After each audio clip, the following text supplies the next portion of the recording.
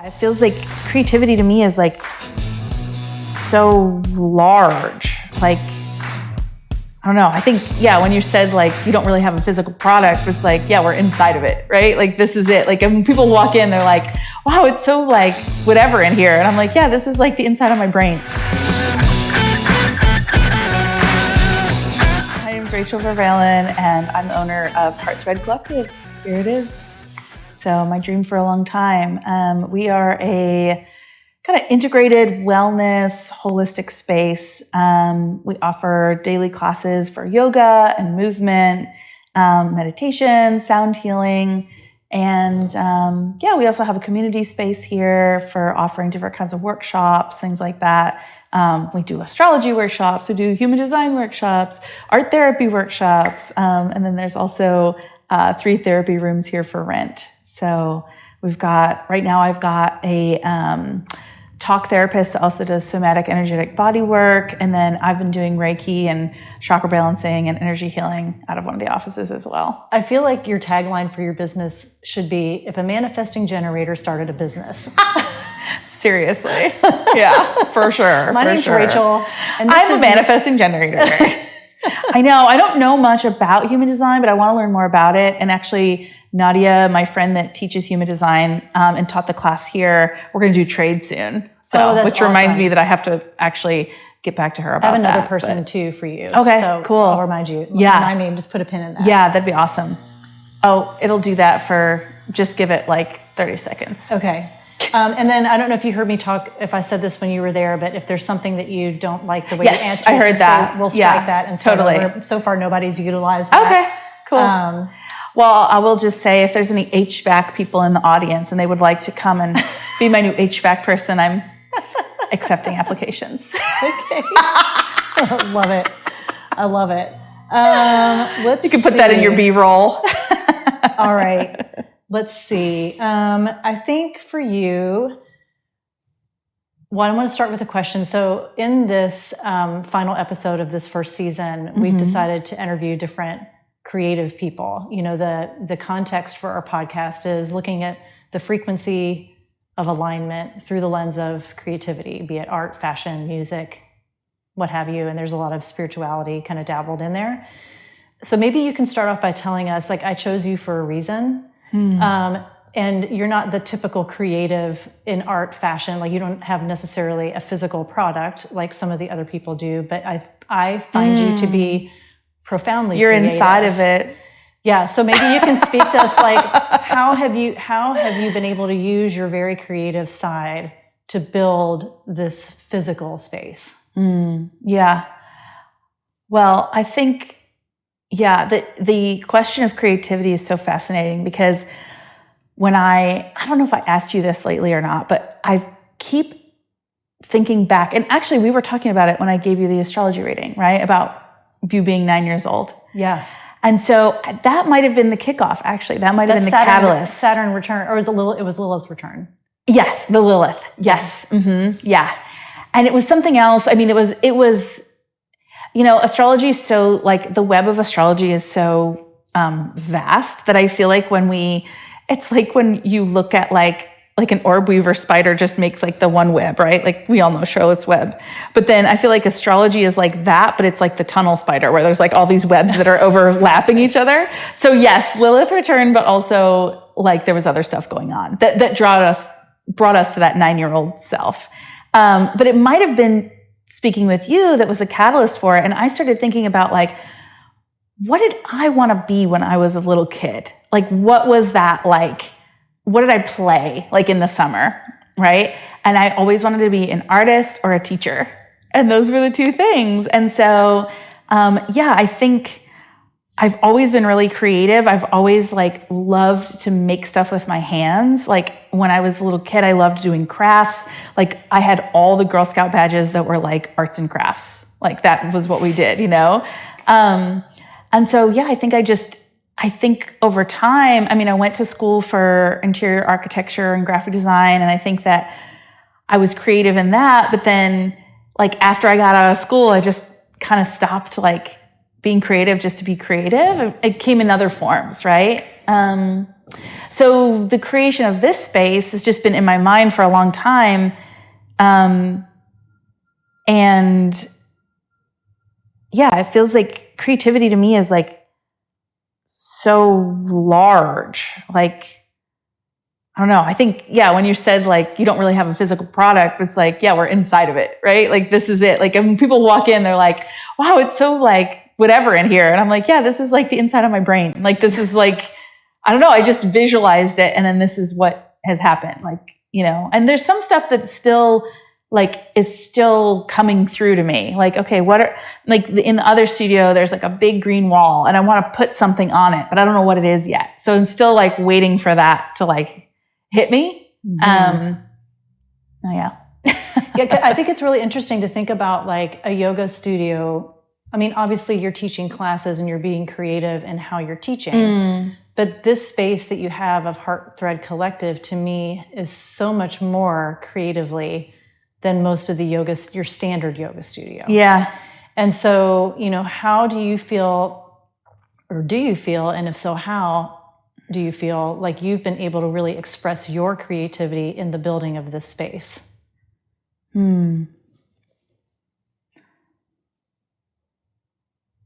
I mean, definitely like all of the bright colors are me. Yeah, I love a bright color. Yeah, I don't know. This is a tough question for me. I don't know. I can't, nothing's coming to me. You know why I think nothing's intuitively. coming to you? Why? Is because you live in a creative space constantly. So I think that's it. Like, I feel like I just ooze creativity all the time. Like, I don't feel like I had to tap into anything. It's like you're having to explain something that you just don't even know there's any other way to be. You're like, yeah. What? There's other people who aren't this way? Like, yes. Yeah. I think that is it. Yeah. So maybe the better I have felt that lately. I felt like even, you know, it's so fascinating. Like, Reagan and I were just talking about it the other night, and like at dinner, because we always eat dinner together. And like, I was drawing or watercoloring or markers or something. I'm always doodling. Like I'm constantly creating. Like, even if I'm not making something, like I'm still like, I'm just like churning out like whatever it is. And it could be that it's like, you know, food or my garden. You know, my garden is a great example. It's like, that is like it has been such a creative endeavor for me. And it's so beautiful to watch it, how I think this is our 4th summer in our home. So it's been so cool how, like, you know, my perennials are coming back. I've got herbs, like different things. And yeah, it's just, I feel like I'm always like creating, you know. I very rarely am I just kind of like sitting around. Like, even then I'm still creating in my mind. I'm thinking of the next thing. Yeah. Do you feel like this space has allowed you to be your most authentic self? Oh yeah, definitely. Compared to, can you give me like a comparison, contrast, like as to a place where maybe you were before where you didn't feel like you could fully? Yeah, I think that there's just like, I think because I own this place, it's like, I just feel like I can do whatever I want, you know? And I think that, yeah, like trying to, I guess, like own that, or like, I mean, I've kind of always done whatever I wanted, but when I've taught at other yoga studios, it was like, I knew that I had to kind of have a little bit of a filter, or like, maybe suss out like who I could like be the most woo with or something. Like, not that I would hide myself, but here I just am who I am. And like, if people don't like it, like they don't have to come back, and I don't have to hear about, like, I don't have to answer to anybody. Right. Like, I remember when I was teaching at a different studio, and I had put a song on a playlist that was from an artist that has now been like, blacklisted or whatever you want to say, like an artist and I didn't even realize it at the time. It was like it was a song that I had put on the playlist. It was like a playlist from 2014. I was just reusing the playlist. Like, I didn't think about it, right? Maybe that was the issue, that I didn't think to look at the playlist, but I was just like, oh, this is a fun one, whatever. Put it on. And then someone in the class was so upset that the song came on from this one artist, and it's one song amongst whatever 15 different songs that they left the class and then like, you know, to the owner of the studio. And then I have to have like a sit down with the owner of the studio. And then it's like a whole thing about, and then I feel like embarrassed or shamed or like, okay. And like, I'm like, okay, yeah, like I made a mistake, you know? And then I tried to like talk to the woman when I saw her again, and she like gave me the cold shoulder, and I was like, okay, I don't know. And I mean, I guess if that was in my studio, I would have to deal with it, but at least I would be able to deal with it in the moment and like explain myself to her. And I felt like in that time, like I couldn't, like it was like, you know, so that didn't feel very good. But here you get to be, you answer to you. Right. Yeah. What totally. are there? And the clients, I mean, obviously, like I want people to come to my studio, but like if I say I don't know, I think that I am more careful now with my music choices. You know, I like look at my playlist after I had that lesson.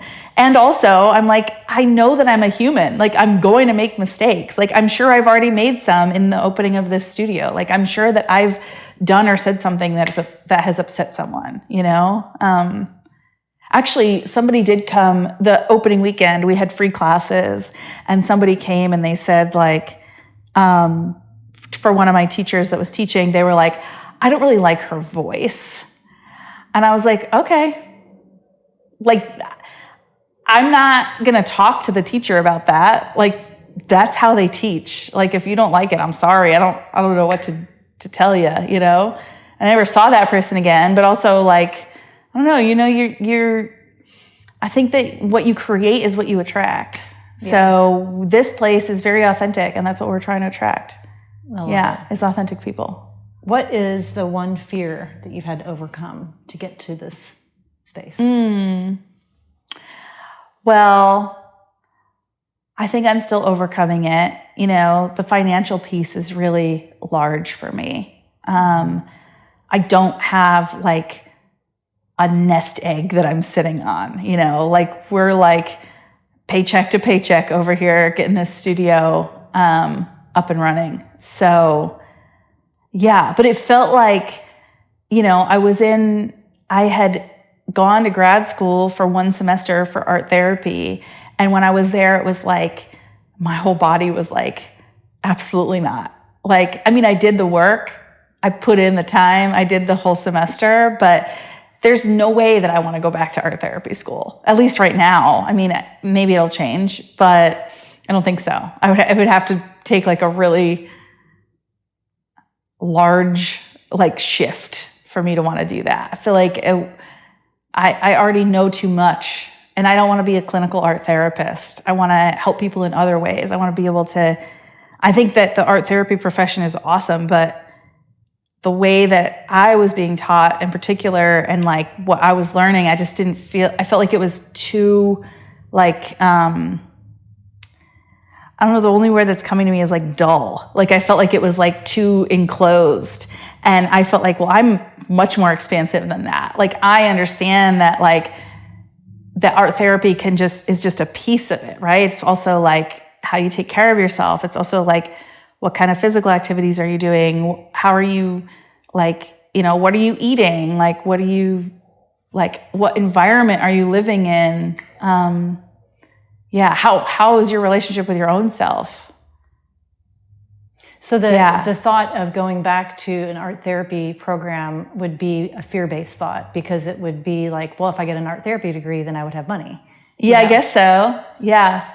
Yeah, I guess so. It's interesting because the question was, what's the one fear that you had to overcome? And you said it was like financial stuff, and then went into the art therapy thing. So and I do think that's I mean, it's like for all of us who have started our own businesses, it's like at some point we think, man, I just want a stable paycheck. Yeah, I just want. Well, you know what's interesting for me is that I do have that thought, but you know, I think this journey of mine, okay, here it is. This is getting to the kernel of it, right? Because the journey for me is not opening Heart Thread Collective. This is like the culmination piece. The journey for me started when I stopped working at the architecture firm, right? So that was when I was like, I don't know, 2000 and 2008, so I was 25. So that's really when it started, right? And I would have never quit that job. I was laid off. So it was like almost like the universe was intervening, like, what are you doing? Like, come on, let's get back on there, you know? We need to get back to the creative stuff. Yeah, because I was working a desk job. I'd applied for grad school then too, to just get out of, you know, and that was for, I'd applied for, at School of Visual Arts for, I don't remember, urban design maybe, or commercial design, not commercial, like kind of like urban planning, but graphic design of urban planning. Right. So like, you know, murals or putting up big signage or, you know, wayfinding, that kind of stuff. Gotcha. Yeah, because I did some of that work at the architecture firm. Yeah. Yeah. Yeah, that's but I where think it started. That was really when it started. And then since then, there's always been this, like, there's been these offerings that have come up where it would have been a stable paycheck. And I remember having a disagreement actually with my boyfriend at the time, who I thought we were just, I thought we were going to get married. Like, you know, it was really serious. And I remember I was offered this job, like, as like the marketing director at like a jewelry shop. And I went there, I went to the jewelry shop, and I was inside, and it was like, I don't like this. Like, I didn't like the person that I would be working for. Like, I didn't like I went to do like a 1 day like shadow or a 2 day kind of try it out kind of thing. And I was like, no, like, this is not for me. Like, no matter how much money it is. And I remember we had a huge argument about it, because he was like, well, if you take this job, you know, because at that time I was just waiting tables and teaching yoga, which is what I've pretty much done since I got laid off when I was 25. Like, that's what I've been doing for the past, like, you know, 15 years, is like waiting tables or bartending or working in the wine industry, as like working in front-facing hospitality, but like, and teaching yoga, right? The whole time I've been teaching yoga. And he's like, but if you just took this job and worked 40 hours a week, like, you could have your student loans paid off, blah, blah, blah. And I was like, in like 3 years. And I was like, that will kill me. Like, I can't do that. Like, I don't know. So yeah, I think that and I remember we had a big fight about it. It wasn't like the fight that we broke up over or anything. That was later. But I was just like, oh, this is so interesting that, like, you don't get this, like, that, you know, because I have 2 degrees, like, I'm not using either of them, you know, it's just like, but and I think that that's what the art therapy thing felt like. It wasn't the actual, like, art therapy of it. It was like the, like, oh, this path that I see as like going down this for, like, if I get a degree in art therapy, is that, like, I'm in school for 2 years, which I don't mind because I like school. But then it's like, then there's like all these, like, I have to like be with a supervisor for a while, and like, I have to do this and that, and like, to become a clinician. And then I like are diagnosing people. And I was like, oh, that is not like what I thought art therapy was going to be. Like, I was thinking that it was more like, I guess, art as therapy. So it's more like, how can we have, like, can we paint a community mural? Can we, like, you know, like, I would love to have at some point some kind of like community artwork thing here at Heartthread, you know, or like, when we have our farmers market, like, maybe there's like some kind of community art project that we can do for that, where that becomes more healing. But the whole clinician art therapist thing, I was like, oh no, like, I felt that, like, the same as I felt in the jewelry store, right? The same when I felt when every single time when someone asks me if I want to be a manager. Like, I've been asked so many times if I want to be a manager at a restaurant, or like the lead bartender or the bar manager. And I'm like, well, what does it entail? And it's like 40 hours a week. You have to do this. You have to, and it's like all of these restrictions. And I'm like, nope, that is not, like, even though it comes with a steady paycheck, like, that is not, it's not what I want to do. And it also takes me away from, like, my goal, which is this place, you know, this is it. Like, it's interesting because that, you know, they say it's 40 hours a week, and it's like, and it feels terrible. And I guarantee you spend way more than 40 hours a week on this business. Oh yeah. But it's freeing to you. It's not a prison. It's your freedom. Yeah. And also, I mean, and I don't know if we should leave this in or not, but like, because I don't want this interview to come off as like a boo-hoo story or anything, but like, I've not been taking any money from the business, and I'm still waiting tables and bartending right now. And I don't care, because this is it. And so there's a fear there. It's not a fear that I've overcome, but there's a fear there around like, well, what if this doesn't work? Like, and I feel like it's going to work. Like I feel that it is going to work. And then some days I'm like, when the rent is due, I'm like, am I being delusional right now? Like, should I, but when I check in with myself, it's like, no, like I'm not. It's just, and this place, the story behind this place is just so magical the way it happened. And it's so, there's something that just there's a little dial that needs to be shifted or changed or switched. And I'm not sure where it is. And it might be, I met with I had that call with that woman today, and we really connected, and I really like her authenticity. And like, I need a plan. Like I need somebody that has the plan, and then I can execute the plan. Because right now I feel like I'm just spinning, and that's not how I like to operate. Like I want to operate from my heart space and my intuition. And I feel like because I've been trying to get this place going, I haven't been able to drop into that. Yeah. So I'm really looking forward to taking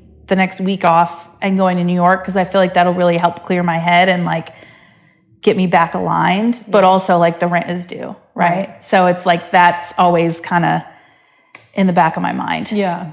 And that feels a little bit challenging right now. What this is a great question. Is the path to authenticity paved with imitation? Oh.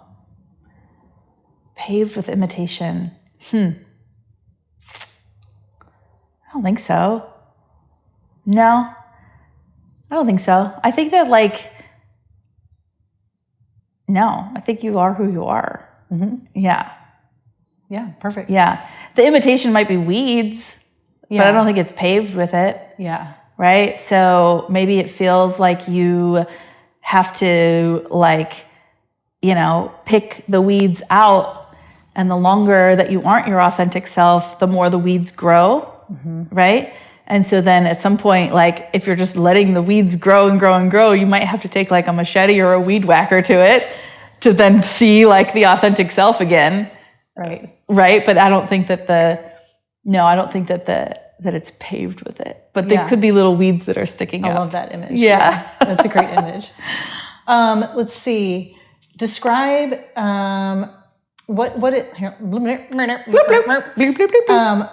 is the relationship from your point of view between external success and internal fulfillment? Okay, say it again. What is the relationship between external success and internal fulfillment? What is the relationship between external success and internal fulfillment? Well, I think that you can be internally fulfilled without having external success. I guess it depends on what you are thinking as external success, Are you feeling like external success? Are you defining external success as like something that like society might look at and say like, oh my gosh. And also like, who's the judge of it? Like, who's the external judge, right? Because there could be somebody that's like, I guess it depends on what people's priorities are. So like, for example, if like your definition of external success is to have like a fancy car, and then you have a fancy car, then I guess you're successful. But like if the person that's giving this like external success judgment is like their idea of external success is like that you get to have a lot of freedom and then you get to like take a nap every day, then that would be measured differently. Yeah. So what's then the relationship between being fulfilled internally and also being successful? Are you saying that's like in the eye of the beholder? Like how you define I guess success? so. Yeah, I think it depends on, I think that as long as you're right with yourself, then you're right. Because you're being yourself, right? You're authentic. So I think I'm having a little trouble with the question in terms of like external success, because I don't really care what anybody else thinks about me. You're such a true creative. Yeah, I guess. Right. Jackie was kind of the same way. She's like, well, I don't give a shit what anybody else thinks about me. So I don't really care. Like as long as I feel good in my own self, then the internal success is really the only relationship that I'm thinking about, I guess, or looking at, I guess. I don't know. I think though, like some of the audience for this could be people who are at that place in their life where they see that there's a more authentic path for themselves, but they don't know how to take the first step or feel fearful in that. And their idea of success might be something that's more a society's version of success, versus, what is fulfilling on the inside. And so I just think it's curious to think like, well, what is that, what do you consider to be that relationship for you? Is there, for you, it's like, well, is there actually an external success, or is it like success really on the inside and then it's expressed outwardly? Yes. The second thing.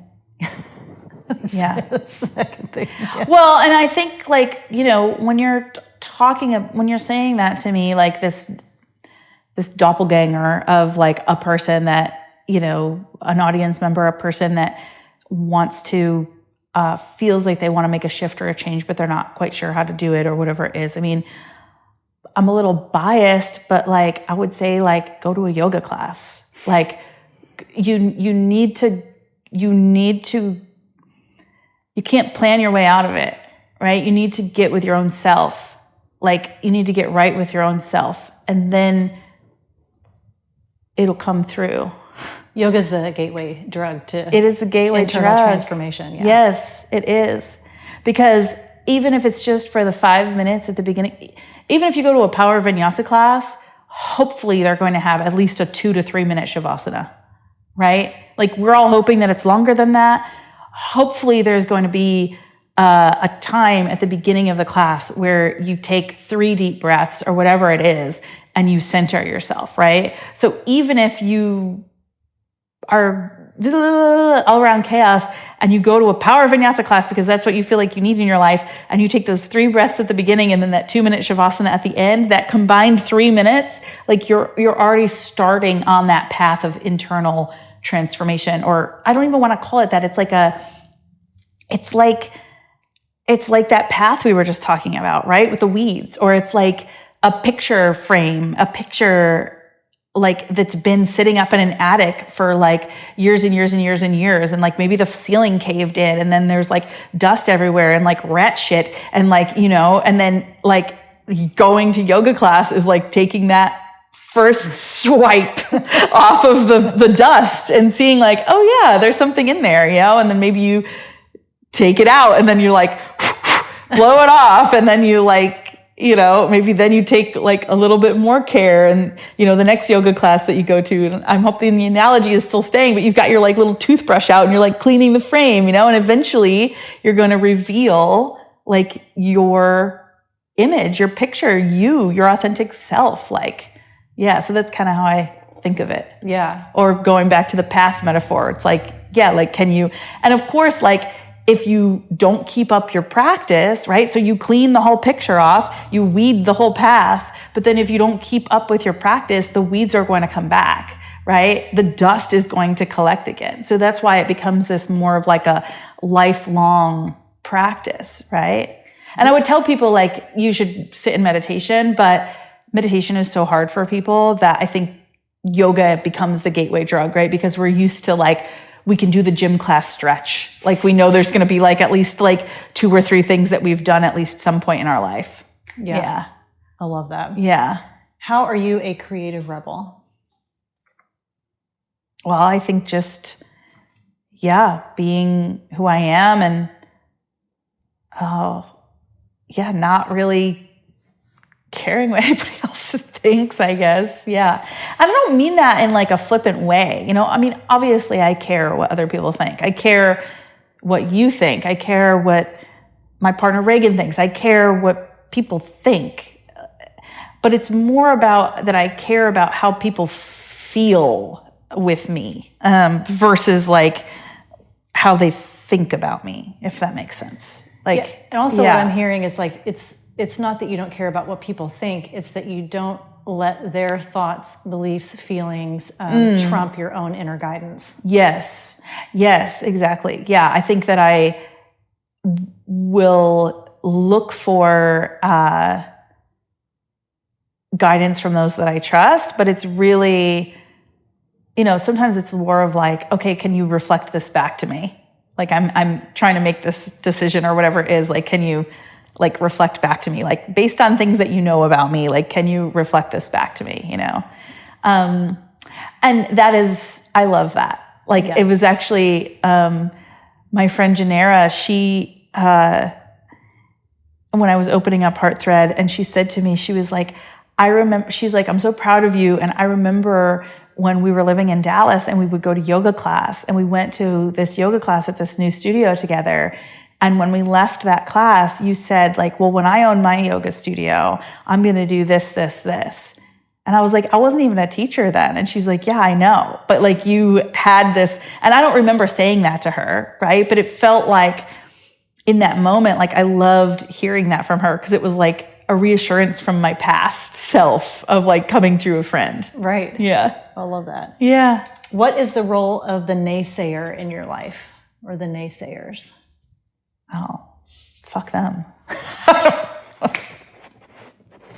Naysayers? Yeah. Like what? Give me an example. The people who have the cautionary tales, or who don't agree with what you're doing, or, you know. Oh, like, I haven't run across very many of them so far. I mean, luckily my parents have always been really super supportive of me. I think that like almost supportive to me to a fault, in that, I mean, I've heard it countless times from my father that like has said like, well, we've never had to worry about you, Rach, because you've been always so independent. And there have definitely been times in my life when I've wanted to be worried about, like, hello, can someone worry about me? Like, you know. Right. So yeah, I don't have that like parent naysayerness, which I think is like a deep chord for a lot of folks. But like your ex-boyfriend, you know, I think that's a stupid name.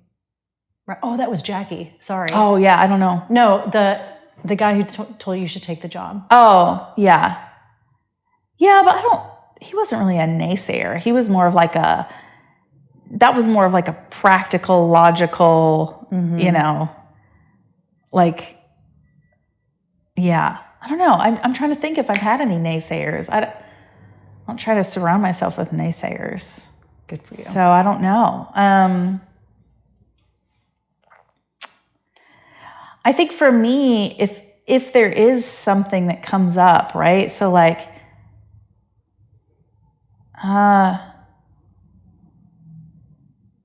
like I always feel like if somebody is negative, it's usually a reflection on their own self, or like something that they don't believe in. Like I believe in myself. Like I believe, and that's why I was saying about like, am I being delusional sometimes? Because I'm like, this place it's gonna work out. Like, or even if Heart Thread doesn't work out, right? Like in terms of like this space here in this building, I will still have Heart Thread Collective. Like it'll just be somewhere else. Like it's not like I'm gonna not teach yoga or something, you know? But I do feel like this space is gonna work out, and that this is gonna work out. And I believe in myself, you know? So I love that concept of like, I believe in myself, so there really can't be any naysayers. Yeah. Like I feel like when people are like negative or would say something that might be perceived as naysaying, like I'm like, oh wow, okay, like there's something in them that's their fear being projected upon me versus, yeah, I don't know. Yeah, I don't really care what they say. It's hard to get, it's fuck it. Let's just go back to that. Yeah, it's hard. I mean, I want to knock on wood because like people can definitely get under my skin, you know? Yeah. It happens all the time. But like when I'm waiting tables or something, you know, people think I'm stupid. That gets to me a lot. But luckily now I'm at a restaurant where like everyone's great. The clients are great. Again, knocking on wood, working tonight. But yeah, I think that like when people come at me with any kind of like negativity or naysayerness, I'm just like, okay, like that's your. Here you go. You can take that right. Yeah. back. Would you like to come to a yoga class? Like, yeah. When it's all said and done, what is the legacy that you want to leave? Love always. Yeah. Love. Yeah, for sure. I love that. Mm-hmm. All right. You ready for some rapid fires? Sure. All right. See what happens. All right, assuming that all living beings are safe and accounted for, what's the one item you would save if your house were on fire? All living beings. Like all pets. Okay. Oh, yeah. So, okay. Your house is on fire, everybody's safe. What's the one item that you would save? Oh, I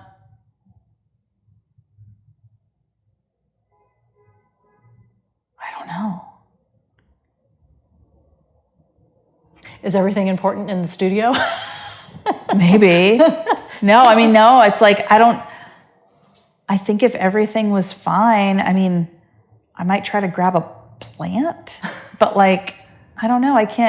I'm not very materialistic. You're not attached to those things. Not really. I don't know. I mean, there must be something, but I mean, like practically my laptop, but like, that's not the answer you're looking for. Like, I mean, the answer is what it means to you. Everybody said something different. Yeah. I don't know. Something completely different. Yeah. Like Leah said, she's like, I would burn with the house. I couldn't choose. I'm too attached to my things. Okay. Oh, interesting. You know, and some people are like, yeah, I would watch it burn and I don't need it. And then there's been in between where it's been, there's this one thing that is irreplaceable. Yeah. You know, that if I could save it, I would. Yeah. I don't think there's anything that's irreplaceable in my house that I can think of off the top of my head. I mean, other than the animals and the people. Yeah, the animals and the people, and like I said, even the plants. But you know, I think that I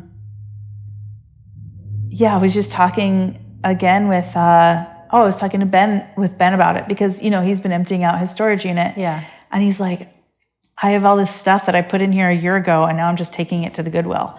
And it's like, yeah, you get like attached to your things because you're around them all the time. But like when I lived in Costa Rica for 6 months, I went there with one suitcase. I had like, I don't know, probably 12 outfits. And then I just had what I had and like, that was it. And when I got back, like I got back to Ithaca and I was like, why do I have all of this stuff? And I just got rid of so much stuff I had, which I actually wish I had kept at this point, but kind of not. I've always journaled or like had diaries. And so I had journals and diaries from when I was like in probably like 5th grade onward, like, but not every day, but they're just like so cringy, you know, like there was not really a lot of like good material in there. Right. I mean, I love that I journal now because I'll look back at like, especially with being an astrologer, like I'll look back at transits, like, you know, we're coming up on a Venus retrograde, which is going to be in October of this year. And Venus retrogrades are cool. They repeat. So they happen every 5 years, but they repeat every 8 years. So there's only 5 places in the chart where Venus will go retrograde. And so every 8 years, it's in a different, like, so this one is 8 years ago would be the Venus retrograde in Scorpio, right? So 8 years ago, Venus was also retrograde in Scorpio. Gotcha. So we can look back 8 years to kind of see like what themes were we working with then, like what was going on. And so I love having my journals for that aspect of it. Right. But yeah, a lot of the stuff, but when I got back, I was just like, why am I keeping all this? Right. You know, I had like books from high school that I was just hanging on to that I was just like, I don't need this. Like, and I just got rid of like so much stuff. Yeah. So much for rapid fire. All right. Next rapid fire question. Okay, I'm ready. I'm going to try. What song is the soundtrack to your life? That's a good one. I think I love Elton John, and I love any Elton John song. But Pick an Elton John song. Yeah, my most favorite Elton John song is probably the one that is the first track off of Goodbye Yellow Brick Road, which is Funeral for a Friend, but then it's also goes into, it's like two songs together, basically. Yeah. It goes into a whole thing.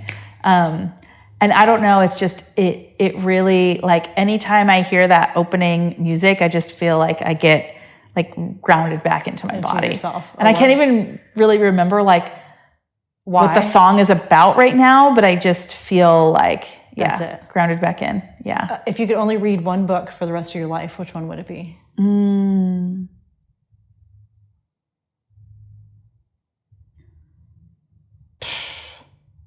These questions are hard. I don't have a book that I want to read for the rest of my life. It would probably be something practical, like about astrology or like herbalism or like, something like that, that I could like return to and like continue to get like knowledge from, I guess. Yeah. Yeah. I feel like I should probably say like the Bhagavad Gita or something because I'm a yoga teacher, but no. I mean, it could be like a, Harlequin novel for all that matters. Like, this is what I really like. Totally. Yeah. Who is your North Star? Who? Yeah. Is my North Star? Like, who do you look to for inspiration? Or who has inspired you? Yeah. I mean, you have. Yeah. That's sweet. Yeah. You don't have to say me because I'm sitting here. I'm not saying you because you're sitting here. I'm just saying you because it's true. I'm trying to think if there's anyone else. I mean, I think I talk about your mentor, Rosie, a lot, don't you? Yeah. Rosie's great. Yeah. Yeah. Rosie's awesome. Yeah, I'm trying to think if I have like a North Star. I mean, I feel like I try to surround myself with North Stars. Like I try to have like a constellation of like North Stars. Community. Like I want to feel inspired by everyone that I talk to and everyone that I interact with. And like, I love that. That's such a great answer. What is one word or phrase that describes where you are in your life right now? Let's see what the body feels like.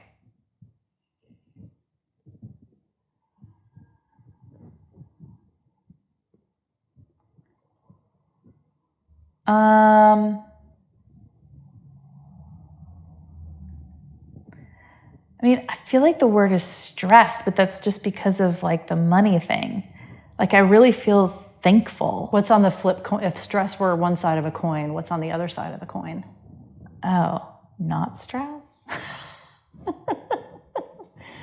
I am stressed and I am also, like there's something tied to, like, it's stress, but it's with something that's so mundane, like knowing you how I do, like not that money's mundane, but like that's a transient, I guess this is a transient question, right? Yeah, I don't know. I mean, if you had asked me this like maybe 2 weeks ago, I would have said overwhelmed, but I feel like I'm getting a handle on things a little bit.